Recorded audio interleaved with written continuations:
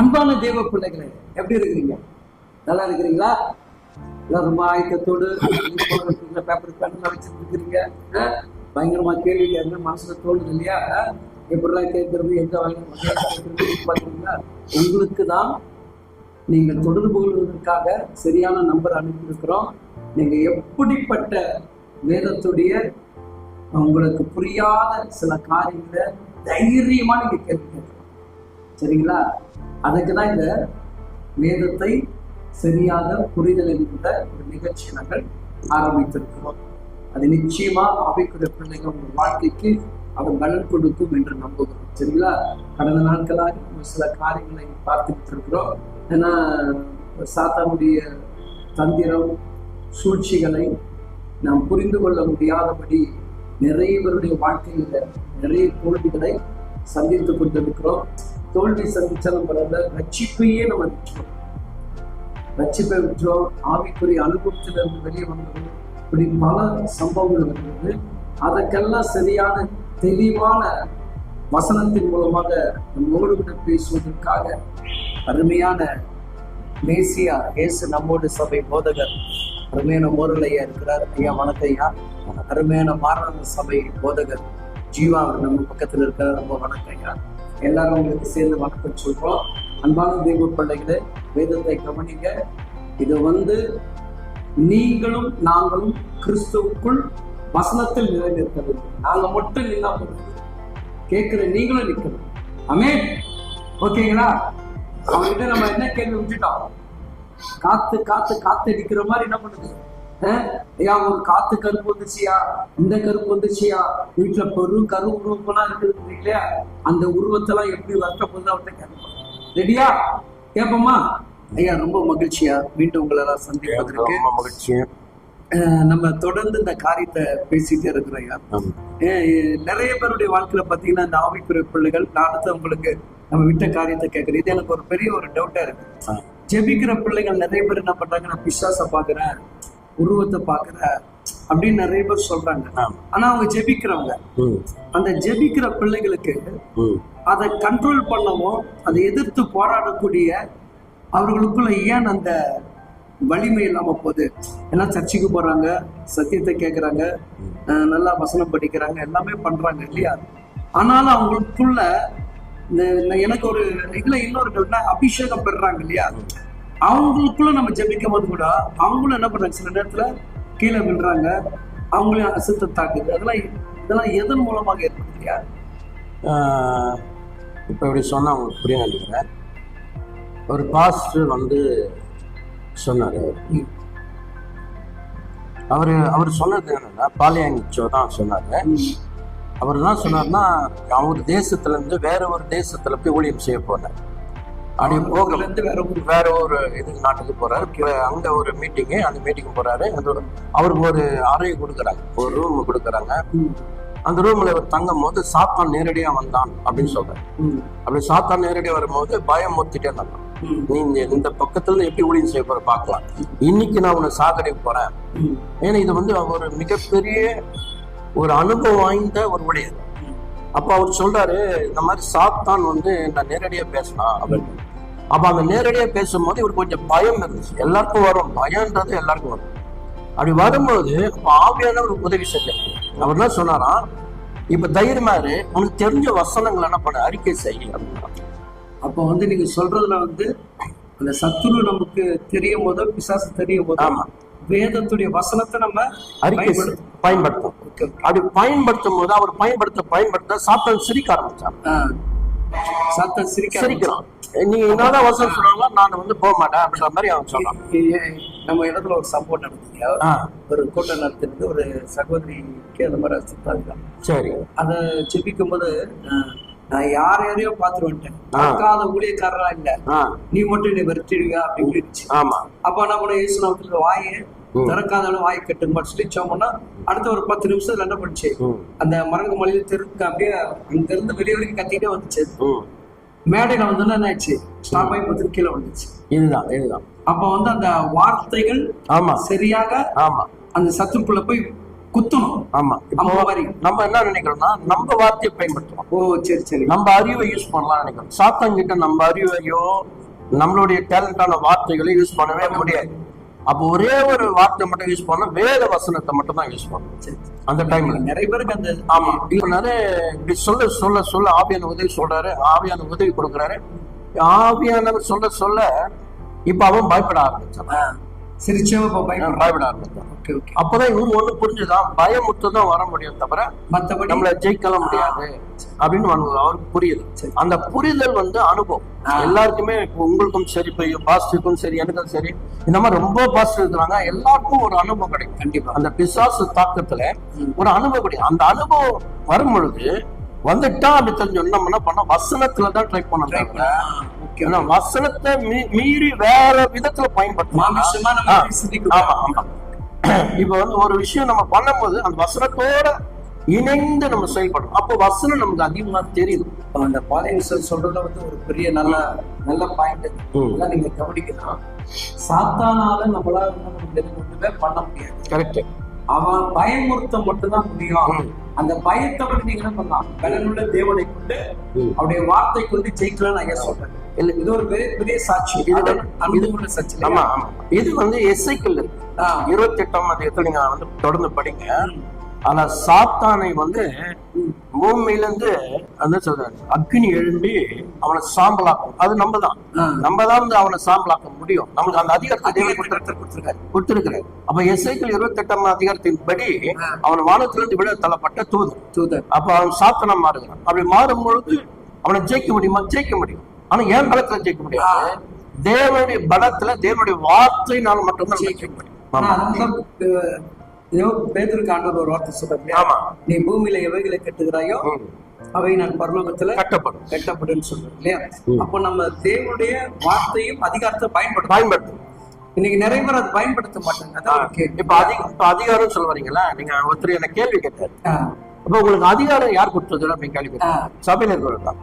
அப்ப பைபிள் சொன்ன மத்தேயு 10ஆம் அதிகாரம் முதல் வசனமும் லூக்கா 9ஆம் அதிகாரம் முதல் வசனத்தில் பாத்தீங்கன்னா 12 சீஷர்கள் அழைத்து நான் உங்களுக்கு அதிகாரத்தை தருகிறேன்னு சொன்னேன். ஆமா.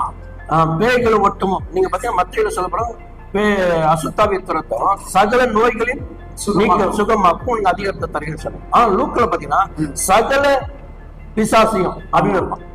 சகல அசுத்தாவி துரத்தும் இங்க வந்து சகல அசுத்தியாவும் போட்டிருக்காரு. மத்திய 1ஆம் அதிகாரம் 10ஆம் அதிகாரத்துல முதல் வசனத்துல. ஆமா. அப்ப அப்படி இருக்கும் போது நம்ம வந்து அந்த அதிகாரம் தேவன் கொடுத்தது.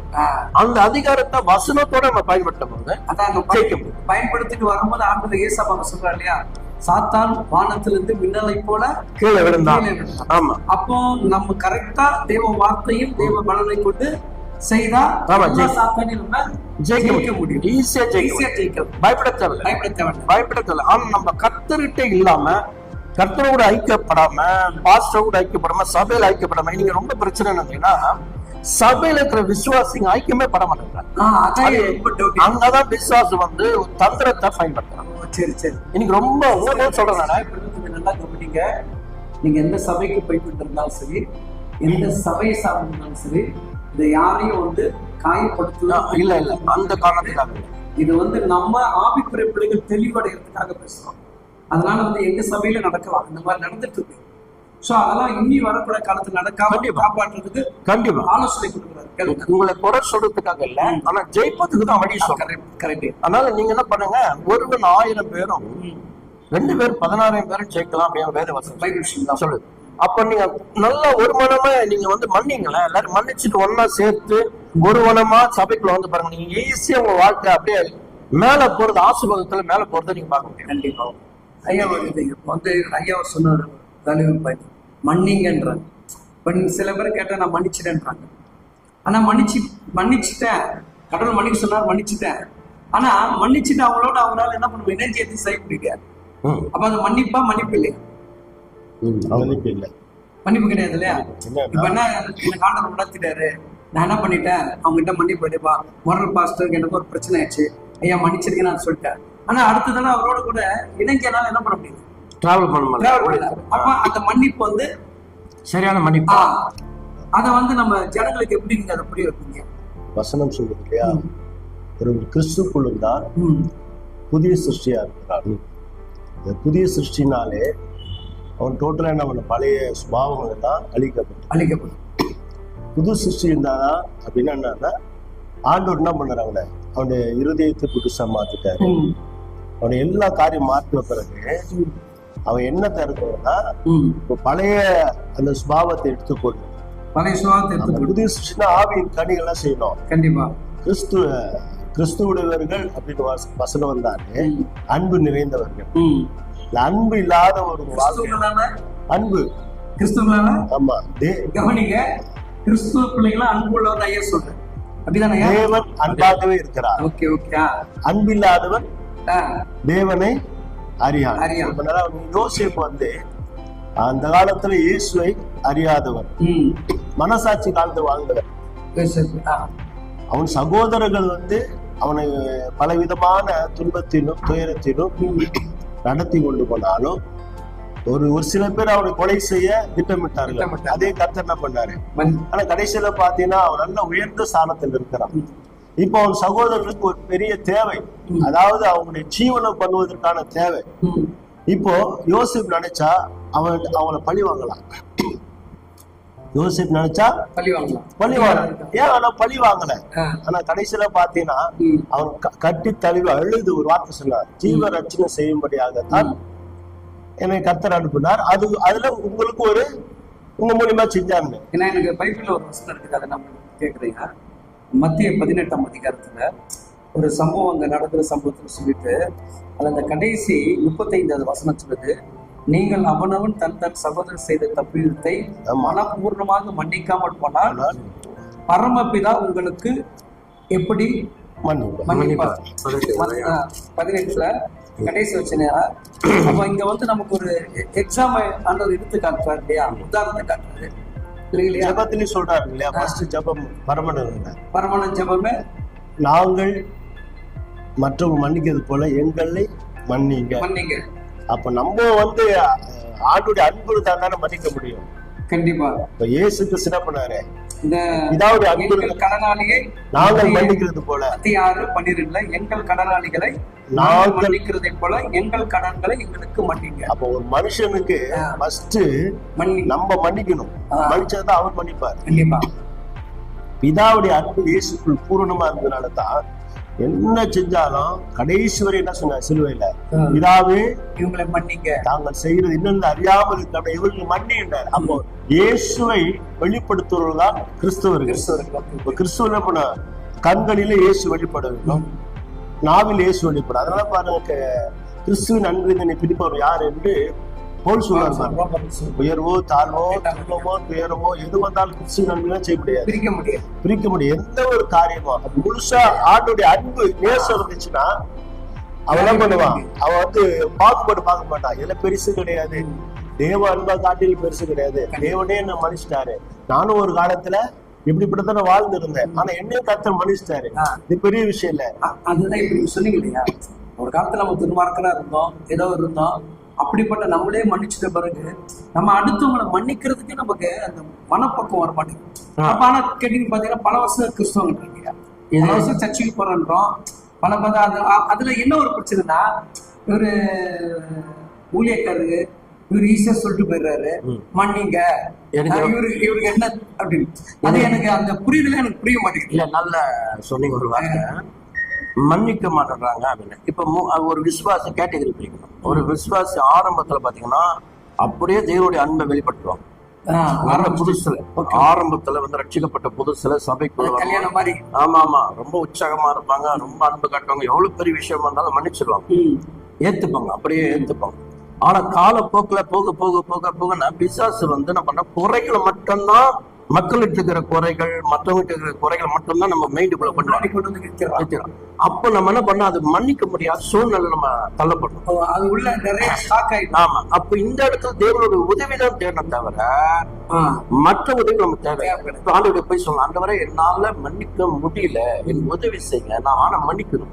வேத வார்த்தையின் படி சொன்ன மாதிரி அன்புள்ள தெய்வம் தான். கண்டிப்பா அந்த அன்பை வெளிப்படுத்தணும். பவுல் கூட சொல்றாரு, அன்பு உங்களுக்கு ஒருவன் இல்லாவிட்டால் 1 சொல்ல அன்பை பத்தி பேசுறோம். அப்ப அந்த அன்பு வந்து பாத்தீங்கன்னா நம்ம வெளிப்படுத்தணும்னா, என்னுடைய மைண்ட்ல இருக்க ஸ்டாக் வந்து தேவையில்லாத நம்ம எப்படி போன்ல டிலீட் பண்றோம், அது மாதிரி இதை டிலீட் பண்ணணும். அப்ப நம்ம பண்ணும்போதுனா தேவ அன்பு ஊற்றப்படும். ஓகே, அன்பான தேவ பிள்ளைகளே கவனிங்க. அன்பு என்றாலே கிறிஸ்துவ பிள்ளைகள் என்கிற பெயர். அப்ப நீங்க கிறிஸ்துவ பிள்ளைகளாக இருந்தால் அன்பாகிறது எல்லாவற்றையும் மன்னிக்க வேண்டும் என்பதை இன்றைக்கு நீங்கள் மன்னிப்பை குறித்து அறிந்திருக்கீங்க. ஆனா எனக்கு ஒரு கேள்வி அவர்கிட்ட இன்னும் கேட்கல, இதை அடுத்து உங்களுக்காக கேட்க போறேன். கர்த்தர் உங்க கூட இருப்பார். God bless you. தேவன் உங்களை ஆசீர்வதிப்பார்.